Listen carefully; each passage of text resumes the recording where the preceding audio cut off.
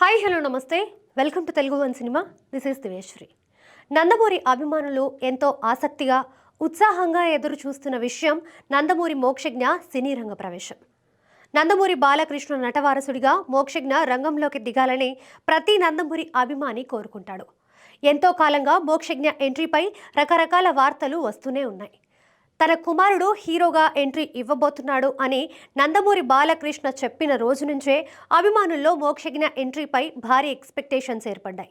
దానికి తగ్గట్టుగానే మోక్షజ్ఞ ఎంతో అద్భుతంగా మేకోవర్ అయ్యాడు. హనుమాన్ వంటి బ్లాక్ బస్టర్ హిట్ ఇచ్చిన ప్రశాంత్ వర్మ డైరెక్షన్లో మోక్షజ్ఞ హీరోగా ఎంట్రీ ఇవ్వబోతున్నాడు అనే వార్త ఒక సంచలనంగా మారింది. ముఖ్యంగా నందమూరి అభిమానులు ఆ వార్త విని సంబరాలు చేసుకున్నారు. సినిమా ఎప్పుడు స్టార్ట్ అవుతుందా అని ఎంతో ఆసక్తిగా ఎదురుచూశారు. మోక్షజ్ఞ హీరోగా వచ్చే మొదటి సినిమాను ప్రశాంత్ వర్మ వంటి టాలెంటెడ్ డైరెక్టర్ చేయడం నందమూరి అభిమానులకు ఎంతో థ్రిల్ కలిగించే అంశంగా మారింది. అదే సమయంలో మోక్షజ్ఞ ప్రశాంత్ వర్మ కాంబినేషన్లో సినిమా అనే అనౌన్స్మెంట్ పోస్టర్ అందరినీ ఆకట్టుకుంది.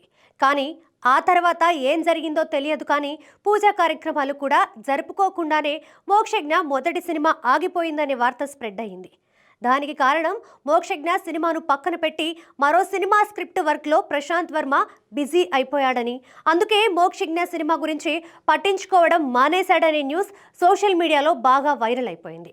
అంతేకాదు, ఈ విషయంలో బాలయ్య బాబు కూడా చాలా సీరియస్ అయ్యాడని చెప్పుకున్నారు.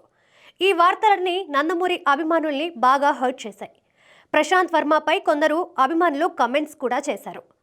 తమ అభిమాన యంగ్ హీరో మొదటి సినిమాగే ఇన్ని ఆటంకాలు రావడం నందమూరి అభిమానులు తట్టుకోలేకపోయారు.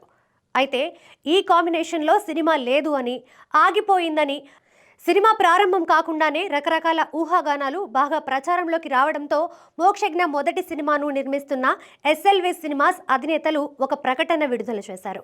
మోక్షజ్ఞ ప్రశాంత్ వర్మ సినిమా ఆగిపోయిందంటూ వస్తున్న వార్తలు నమ్మొద్దని, అలాంటిదేమీ జరగలేదని స్పష్టం చేశారు.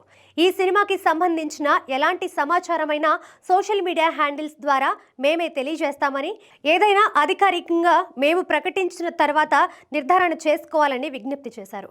అంతేకాదు, అసత్య ప్రచారాలన్నీ ప్రోత్సహించొద్దని కోరారు.